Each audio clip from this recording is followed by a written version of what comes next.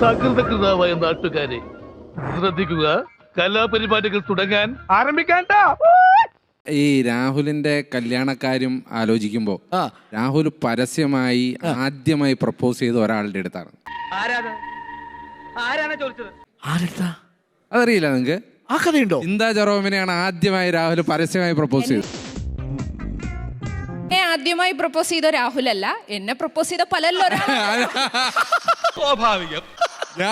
ഞാൻ പറഞ്ഞത് രാഹുൽ ആദ്യമായി പരസ്യമായി പ്രപ്പോസ് ചെയ്തത് ചിന്താ ജെറോമിനെയാണല്ലോ. അത് പണ്ടങ്ങനെ പലതും സംഭവിച്ചിരിക്കും. അതിനകത്ത് ഈ ട്രോളിന്റെ വലിയ വിക്ടിം ട്രോളൊന്നും അല്ല, രാഹുൽ സീരിയസ് ആയിരുന്നു.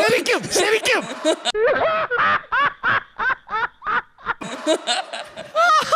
എനിക്ക് കൃത്യമായി അല്ല, ഈ പ്രോഗ്രാം സ്പോൺസർ ചെയ്യാനേ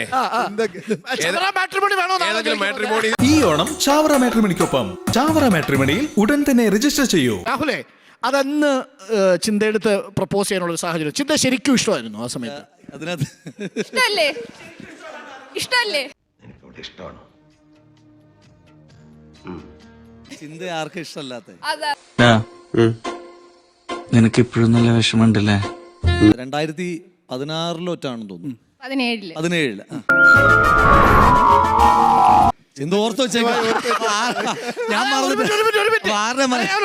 പരസ്യമായി ഒരുപാട് പേര് പ്രപ്പോസ് ചെയ്തിട്ടും ഈ വർഷം ഓർമ്മിച്ചിരിക്കുന്ന കാര്യം. എന്നെ പ്രപ്പോസ് ചെയ്ത എല്ലാവരുടെയും വർഷവും തീയതി എനിക്ക് ഓർമ്മ. അടിപൊളി. 200 പേജിന്റെ ഒരു ബുക്ക് വെച്ചിട്ടുണ്ടോ? ചേട്ടാ അതെല്ലാം 4 തീരുമാനാക്കിയല്ലോ. നീ എന്താണ് ഉദ്ദേശിക്കുന്നത് വത്സ?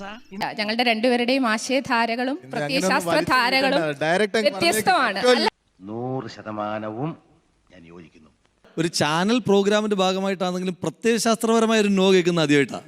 ഇത്രയും വലിയ ഗതികെട്ടവൻ ഈ ലോകത്ത് വേറെ ആരെങ്കിലും ഉണ്ടാവും എന്റെ കർത്താവേ? എന്റെ പ്രയാസങ്ങളാണ് ഉള്ളത്. ഒന്ന് എനിക്കൊരിക്കലും യോജിച്ചു പോകാൻ പറ്റാത്തൊരു രാഷ്ട്രീയ നിലപാടാണ് ഒന്നാമത്തത്.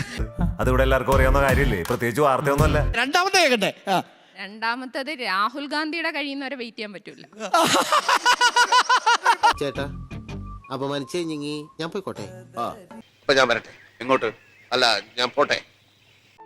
സബ്സ്ക്രൈബ് ചെയ്തേക്കണടാ.